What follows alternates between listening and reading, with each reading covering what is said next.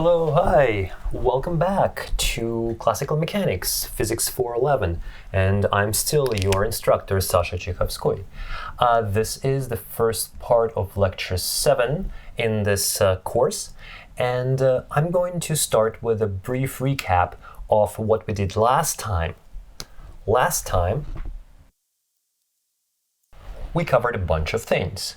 First off, we started with a two-body problem. Namely, it's a motion of two bodies of mass m1 and m2 around a common center of mass. It turns out that we can show that the Lagrangian that describes the system is identical to a particle, a point particle of mass mu, which is called the reduced mass, that is moving on an orbit in a fixed potential v, which is the same one that describes the interaction between the two point mass particles. So it turns out that this system is actually equivalent to a motion of a particle of mass mu in a potential that is fixed, that is v of r. And in the case of Keplerian, we can write down that the mass of the central object is the sum of both masses, and the potential is given by minus k over r equal to minus g m1 plus m2 over r. So k is given by this numerator, g times the sum of the two masses. What is really cool is that this motion of this binary system of two masses orbiting each other is actually two-dimensional. That's because the angular momentum of the system is conserved and the motion is perpendicular to the angular momentum vector. So the motion will be confined to the plane perpendicular to the angular momentum vector, and so the motion will be two-dimensional. That is why we can reduce it to a 2D problem with just 2 degrees of freedom. And Q1 and Q2 are equal to r and theta. So what other cool things have we done? Well, we've also shown how to obtain the shape of the orbit in time. How does the orbit depend on time? So we have been able to do that by integrating the equations of motion most of the way. So we did that by relying on two integrals of motion. The momentum, which is r squared times theta, and the energy, which is 1/2 of r dot squared plus r squared theta dot squared plus v of r. And here, for simplicity, we have assumed the value for mu equal to 1.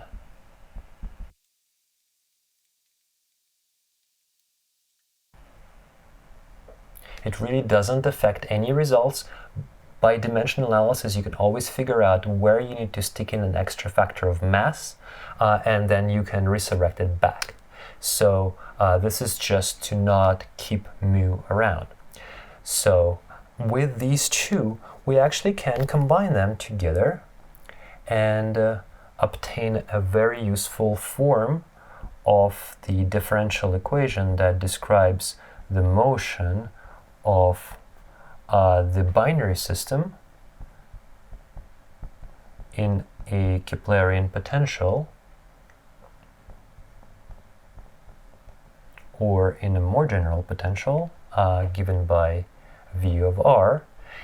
And this is a very convenient form because if you integrate it, on the left-hand side you only have an integral that involves time. On the right-hand side, you have an integral that involves radius. So we can integrate the right side separately from the left side. So on the left we have a function of time, on the right we have a function of space. So this gives us immediately a expression of r of t, and we can also go from here to theta of time as well.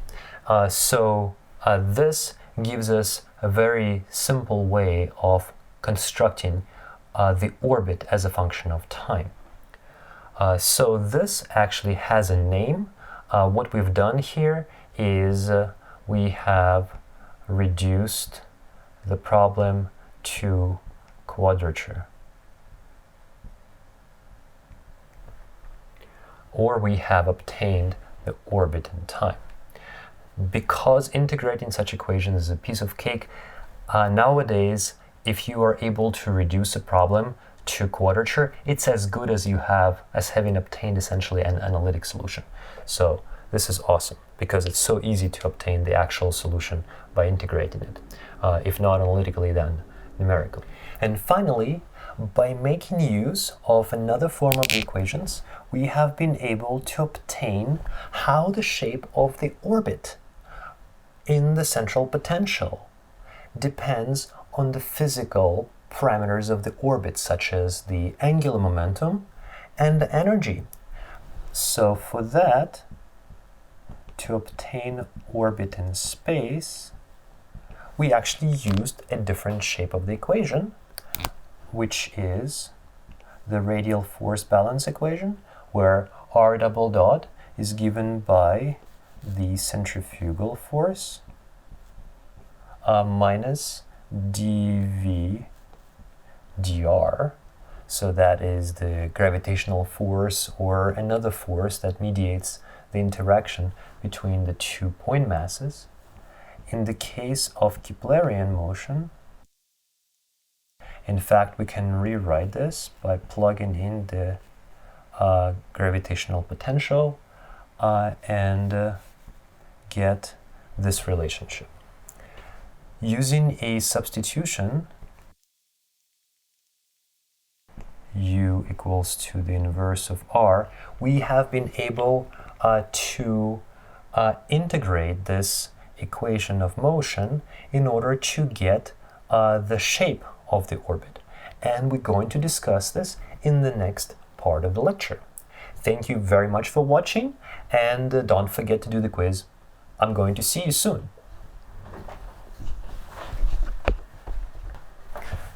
Hello, and welcome to part 2 of lecture 7. Here we're going to finish up the recap that we started in the previous part of our lecture, right over there. So what have we been discussing? We've been discussing how to obtain the shape of an orbit in space. So how does an orbit look like in the Keplerian case? Well, it is an ellipse with the focus of an ellipse where our central potential is centered. So that is r equal to 0. And we will have a semi-major axis that is 2a long. A is our semi-major axis, so this is the length of this ellipse is twice that. This part of the ellipse is a times 1 plus e, where e is the eccentricity of the orbit, and this part of the ellipse is a times 1 minus e. So the only difference is plus or a minus sign. This point is called the apocenter, or apoapse, or apohelion. This one is called pericenter, or periapse, or perihelion.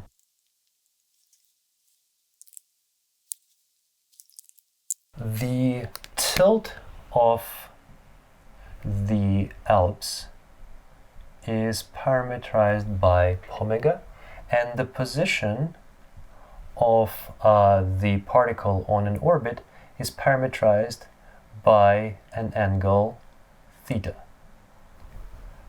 So if a particle is in orbit somewhere here, there will be two parameters that control that. R is the distance from the center of the potential, and theta is the angle, is the polar angle. So the shape of the orbit that we are able to obtain is R equal to A times 1 minus epsilon squared divided by 1 plus epsilon times cosine theta minus omega. So as you can see, when theta is equal to omega, cosine is equal to 1, and then the factors of 1 plus epsilon will cancel in both numerator and denominator, and we're going to get A times 1 minus epsilon, which will be precisely the position of the pericenter. So theta equal to omega is the pericenter. And then apocenter is theta equal to omega plus pi. So we're going to move over to the other side of our orbit. So that is the apocenter. So this is the correspondence between Cartesian and orbital element representations. In both cases, there are 4 parameters describing the position on the orbit: x, y, vx, and vy. And in the case of orbital elements, there are 4 orbital elements: a, eccentricity, theta, and omega. And so this is how you can go between the two. So from a, eccentricity, and theta with omega, you can get to r. You can also get to the velocity along the orbit, the theta component of velocity, which is related to the angular momentum, as square root of Ka times 1 minus epsilon squared. And finally, you can also get energy, which is 1/2 of v squared minus v of r, or on the other hand, it will be just minus k over 2a. And this term, 1/2 v squared, is simply equal to that, or equivalently, you can write it out as such. Great, so having this cheat sheet is extremely useful to be able to go from the desired angular momentum and energy, for instance, to the physical parameters of the orbit that control the geometric shape of it. So geometry, and then the angular momentum and energy. Let us now, while we're at it, derive Kepler's third law that tells you how fast our particle will be advancing on an orbit. There are multiple ways of doing that. We're going to be using geometric ways since we have been talking about geometry. For that, we would need to remember some basics about how an ellipse looks like. So let's draw another ellipse. This time we're going to draw it aligned with our horizontal, and let's draw 2 lines like this, the x and the y lines. So what is important here is that these two are semi-major axes and these two are semi-minor axes. So that is how the aspect ratio of the ellipse gets set. So if eccentricity, for instance, is 0, then A is equal to B, and we've gotten a circle. If eccentricity is 1, well, then our ellipse will stretch out. So that is how we know the mapping between eccentricity and the geometric shape intuitively. So let's try and figure out how fast does our point advance in time along this geometrical shape, which is the ellipse. Well, for that, let us compute the integral of all dt's throughout the orbit in order to get the period. We take an integral over the orbit of dt. How do we compute time from the geometry of the orbit? Well, here we can make use of the conservation of angular momentum, which is given by r squared theta dot. This is a constant. Therefore, we can pull out what d theta and dt are in relation to each other, and we're going to be able to find that L is equal to r squared d theta dt. So we can take the t out of here and plug it into there. So we're going to find that dt is equal to r squared over L times d theta. So this actually is nothing but the area element that a particle, as it moves in the orbit, covers. In fact, it's twice that. If we have a particle on an orbit that is a distance r away, its distance doesn't really change that much in one time step, at least for the purposes of calculating the area. The triangle that the particle's vector has covered will have an area that we can compute from right here.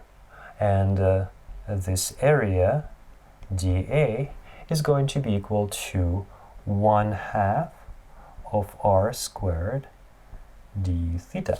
With this, we can easily integrate this and obtain that the result will be just the area times 2 of our ellipse. But we know what the area of the ellipse is. It is pi times a times b. That's the area, where a and b are semi-major and semi-minor axes of the ellipse. And because we know how a and b relate to each other, namely that b is a times square root of 1 minus epsilon. This is what we're going to plug in there. We are going to be able to get the final result is 2 pi a squared square root of 1 minus epsilon divided by gma 1 minus epsilon squared. And you can immediately see that some things are going to cancel out, like this term is going to cancel out, and we're going to get the result that the period is proportional to the semi-major axis to the power of 3/2, just like for the circular orbits. So that's great. We have obtained the Kepler's third law through geometrical means, very elegant, and in the next part of this lecture, we're going to move on to the general central force. And I'm going to see you there after you do the quiz.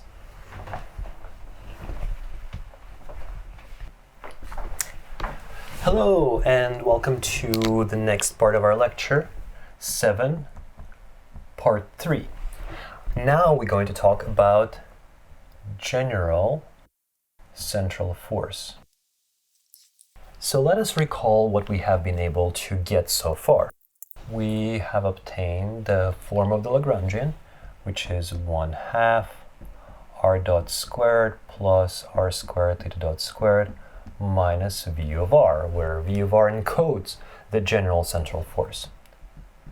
The conserved energy of the orbit, which doesn't change, is, in this case, related to the Lagrangian in a regular way, as we have shown. And by eliminating theta dot, by using the conservation of angular momentum, which is given by this expression, L is equal to r squared times theta dot. We're able to eliminate theta dot from this equation in favor of the conserved angular momentum. Let me perhaps make use of the same color. So we are going to get that the result is 1/2 of r dot squared plus L squared over r squared plus v of r. So what we can do then is to combine these terms, these two terms, into an effective potential. So our total energy will be equal to the kinetic energy associated with the radial motion plus all of the pieces of potential combined. So this is going to be an effective potential. So this is effectively a 1D problem. So we've been able to reduce a 6-dimensional problem to just 1D problem, which is really remarkable. And not only it's a 1D problem, it's also a problem in the form of a conservation law. And these are particularly useful because you can get a lot of physical insight without actually solving ordinary differential equation that we're looking at right now. So let us use this to classify different kinds of orbits. Indeed, we can do this right away. So let us draw a diagram. So this is going to be radius. This is going to be energy of the orbit, E. And we're going to draw a typical potential here, this V effective, on this plot, because V effective is energy. And let's try and kind of get an idea of what it will look like. So at large distances, we will assume that this term wins. It will drop off slower than the centrifugal force. And the potential at large distances will be negative. So we will have something like this at large distances. At small distances, we will assume that the centrifugal force wins. So here at small distances, we'll have a dependence of 1 over r squared, and at large distances, we'll have a dependence whatever v of r gives us. For Keplerian potential, it will be just minus k over r, like we discussed previously. But now we're discussing a general potential. So somewhere in between, they have to meet. And this is a typical shape of the curve for a general form of the central force. So this is the centrifugal barrier. And there are a few other features that are particularly useful to discuss. First of all, notice that this is the zero energy orbit, so we'll keep that in mind. And the orbit here is of a negative energy. So that would be the minimum energy of this potential. And another thing to keep in mind is that we drew this for a particular fixed value of L. So let me note here that this is done for a fixed value of L. So for a particular angular momentum have we drawn this. If we change the angular momentum, then while the potential part will stay the same, this part will go up and down, and its shape can be obviously different. So let us consider the various kinds of orbits. There are 3 kinds of orbits.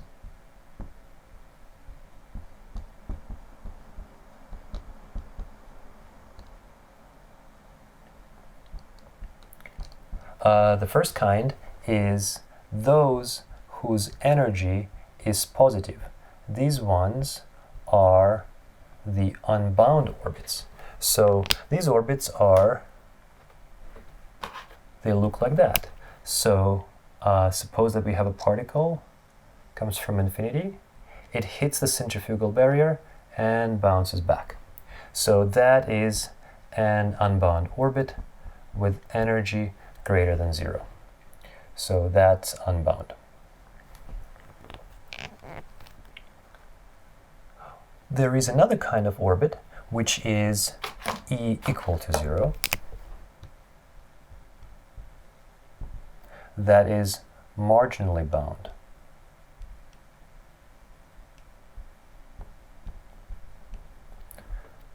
So this kind of orbit is right here.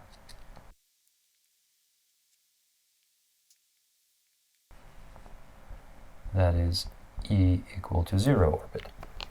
And finally, we will have a third type of orbits, which is E less than 0.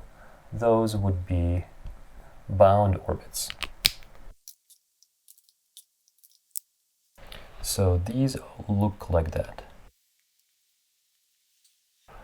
So this orbit will hit the centrifugal barrier on one side, and they will hit the potential on the other side.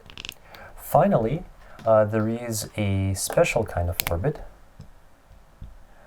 where the energy is the minimum energy possible equals to min. This orbit degenerates into a single point on this plot, and this will be a special case of a bound orbit, which is a circular orbit. So in all of these cases, the orbits are bound by the centrifugal barrier on one side, and in this case of a bound orbit, it's bound from both sides, between the values of r1, the minimum radius, and the value of r2. So we can visualize this sort of orbit because it's a particularly interesting one. Because the orbit bounces between r1 and r2, we can draw a circle of radius r2. We can draw a circle of radius r1, and then we can try and draw an orbit in between, so it could look like something like that. And the orbit doesn't have to be closed. In this other case, what we're going to get is, so this is the case of a bound orbit. In the case of an unbound orbit, we can also draw a diagram.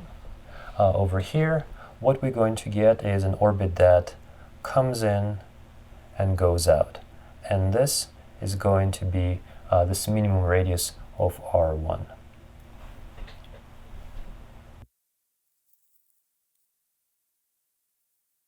This is supposed to be a circle. Great. Finally, let's discuss the marginally bound orbit. And here, it will actually look almost exactly the same as for the unbound orbit, except that once the particle gets out to infinity, so that the potential energy vanishes, if this effective potential vanishes and energy is 0, it means that the radial velocity will vanish as well. So in this specific case, a particle will stop at infinity. Whereas in the case of positive energy, it will be coasting.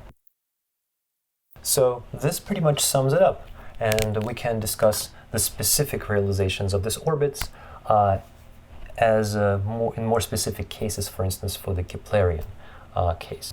And I'm going to see you at the next part after you finish the quiz. See you. Bye-bye.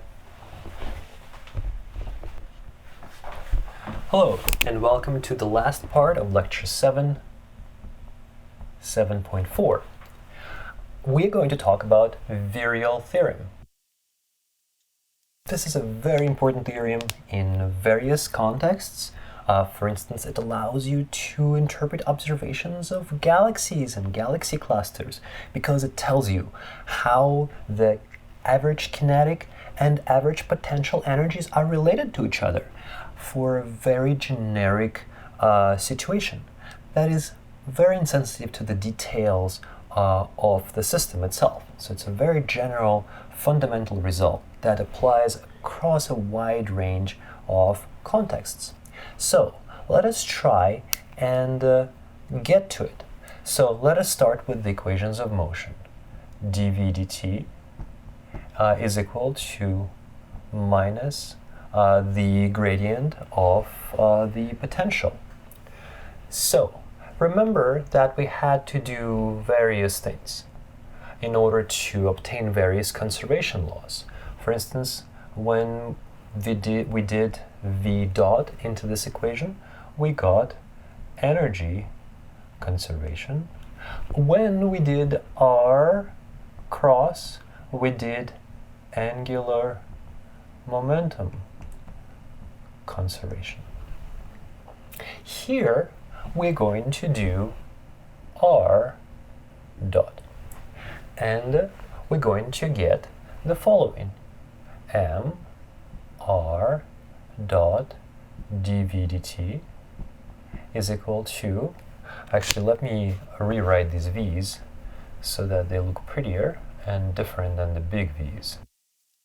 Okay, so this will be dv dt, and this will be dv dt, and this will be equal to minus r dot gradient of the capital V, the potential. So what can we do here? As you might have used to by now, we're going to try and use the analog of integration by parts. So what we can say is that this is equal to u, and this is equal to v dot, right? And we can say that u times v dot is equal to u times v dot minus u dot v. So we can do exactly that right here. And what comes out of this is ddt of u times v. So u is going to be mr, and v will be the regular v, which is very convenient. And then we're going to subtract off from here u dot times v.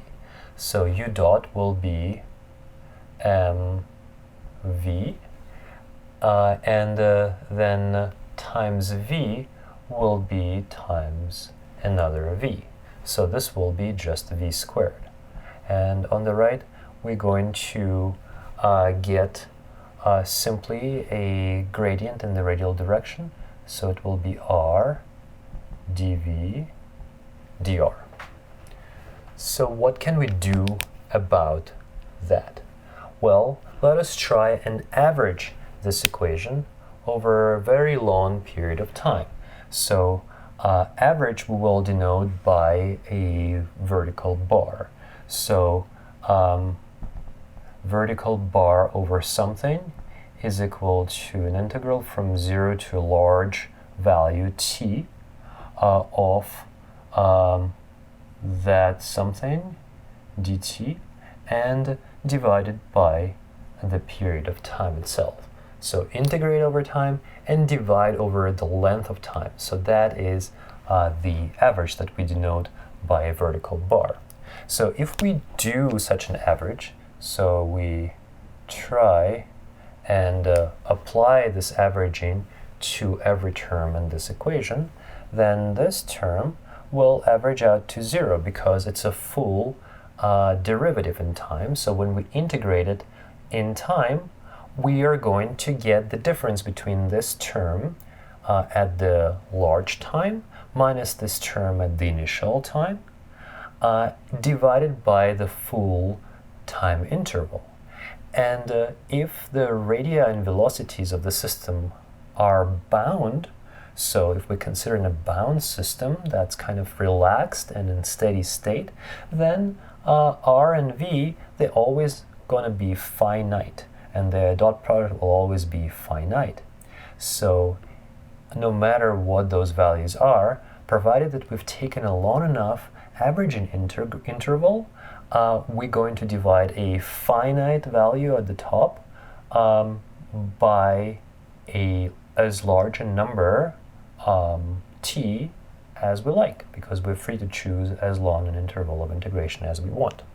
And so once we've done that, then we're going to get that this term vanishes, and then this other term is going to give us minus mv squared average. So this will be an average value of twice the kinetic energy. And on the right, we're going to get minus r dv dr average. So what are we going to do about that? Well, let's take the special case of Keplerian potential. In that case of Keplerian potential, we can compute what r dv dr is. It's r, and v is minus k over r, so it will be equal to k over r squared. One of the r's goes away, and we're going to end up with minus v itself. Since that is the case, we can plug this in here, and now we're going to say that this is for Keplerian potential. We're going to get that this is going to be minus twice the average kinetic energy. That is going to be equal to minus v. So this will be plus v average. And so in the end, we're going to get that twice the kinetic energy plus the potential energy average adds up to 0 for Keplerian case, for Keplerian potential. And so that is the Virial theorem, that the kinetic energy is minus half of the potential energy. Please note that there can be a numerical prefactor for the cases when the potential is not Keplerian. For instance, in galaxies, the potential can deviate from Keplerian because of the presence of dark matter and gas. So this relationship will not quite be that. There will be a numerical prefactor right here that will translate into a numerical prefactor here that will be different than 2.